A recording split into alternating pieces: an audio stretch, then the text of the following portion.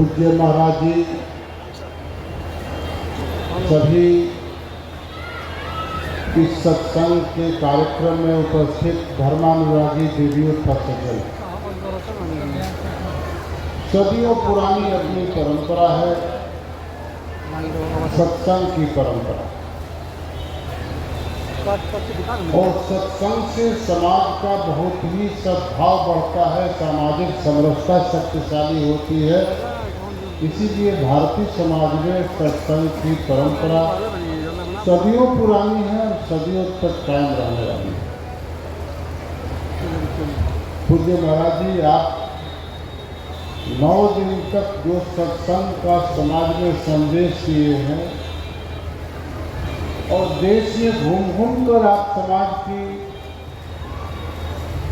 सद्भाव के मुकाम तक पहुंचने के लिए जो संदेश देते हैं, वो सनातन परंपरा का महत्वपूर्ण हिस्सा सामाजिक, आर्थिक और सांस्कृतिक राजनीतिक समृद्धि सदियों से अगर मुकाम तक पहुंची है तो वो सिर्फ और केवल सत्संग के संवाद से ही पहुंचा। अपनी पुरानी परंपरा है, जब भी देश में किसी तरह का संकट हो, सत्संग के संवाद से उस संकट का समाधान हो जाता है। और उसी के बाद दूसरे धर्म में ईसाईयत हो चाहे दूसरे धर्म हो, उस धर्म में आप यही से ही महान आप संतों ने महाराज जी सत्संग की परंपरा डाला। तो चाहे ईसाईयत में चाहे कुरान के सत्संग होते हो, जो संवाद होते हो, वो सब सत्संग सनातन परंपरा के ही संदेश के कारण से प्रभावित होकर होते हैं। इसलिए सनातन परंपरा में सत्संग सर्वोच्च है। और इसीलिए अभी हमारे भाई नीरज जी कह रहे थे कि हम लोग राजनीतिक क्षेत्र में काम करते हैं, 100 लोग इकट्ठा नहीं रहते, नहीं होंगे। जो लोग सत्संग में इकट्ठा होते हैं वो हमारे साथ इकट्ठा नहीं हो सकते। हम लोग भी सत्संग में इकट्ठा हो जाएंगे तो हम लोगों के साथ इकट्ठा हो जाएंगे। इसलिए सत्संग से हम लोगों को संस्कार मिलते हैं। सत्संग से सामाजिक समरसता का एक रास्ता खुलता है। सत्संग से ही सामाजिक, आर्थिक, राजनीतिक, सांस्कृतिक समृद्धि पहुंचती है। आप क्यों आज तक मर्यादा पुरुषोत्तम राम की कथा को, धर्मराज युधिष्ठिर की कथा को महाराज जी सुनते हैं तो उसको ध्यान से सुनते हैं कि वो सनातन परंपरा के कारण से उन लोगों ने युद्ध किया और युद्ध के बाद सनातन परंपरा की स्थापना किया। महाराज जी, एक बात आपको मैं बताऊंगा, बहुत मैं धन्यवाद देना चाहूँगा अपने श्री जयशंकर जी, उत्तर प्रदेश सरकार के मंत्री। ये मेरी जन्मभूमि है, वहाँ का भाषा मेरा है।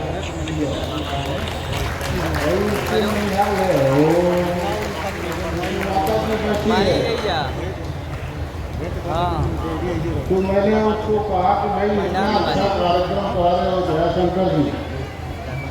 ये जयशंकर जी के क्षेत्र में जब से आए तब से थोड़ा सा कोशिश करने के बाद अपार विकास होने लगता है। जिस विकास की चर्चा आप अपने सत्संग में भी की है, आपके आशीर्वाद से बलिया जिला नहीं है, राष्ट्र है, राष्ट्र की तरफ से विकास होगा, आपका आशीर्वाद मिलते रहेगा।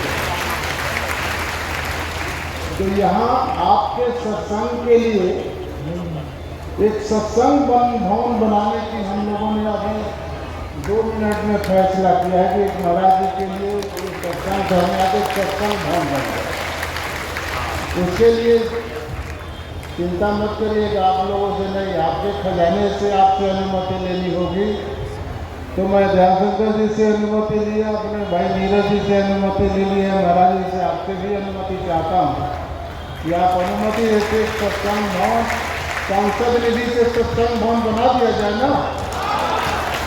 थोड़े को लोग उठाते नहीं, मेरा लोग आए लोग थोड़े पैसों हमारा बाप तो खजाना है। तो महाराज जी, हमने दयाशंकर जी को कहा है कि आज इन लोगों के खजाने से 51 लाख रुपया निकाल देते हैं, निकाल देना। 51 लाख में हो जाएंगे तो 1.5 लाख की और दे दिया जाए। हाथ उठाओ तब महाराज के सामने देखिए बलिया रात हाथ उठा दिया महाराज।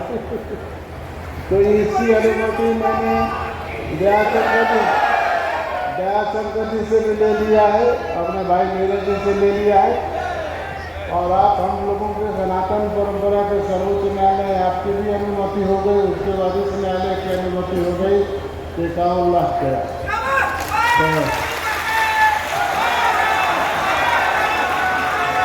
दयाशंकर जी के देख रेख में होगा। महाराज जी मैं प्रार्थना करूंगा कि उस सत्संग भवन में आपका सत्संग एक मेरी प्रार्थना को स्वीकार कर लीजिए। मैं बहुत दिन से आपका आशीर्वाद पाता रहा हूँ कि प्रत्येक साल थोड़ा समय निकालकर बलिया को अपना सनातन संदेश देते रहेंगे तो बड़ी कृपा होगी। मैं यही आपसे निवेदन करता हुआ अपना निवेदन करता हूँ।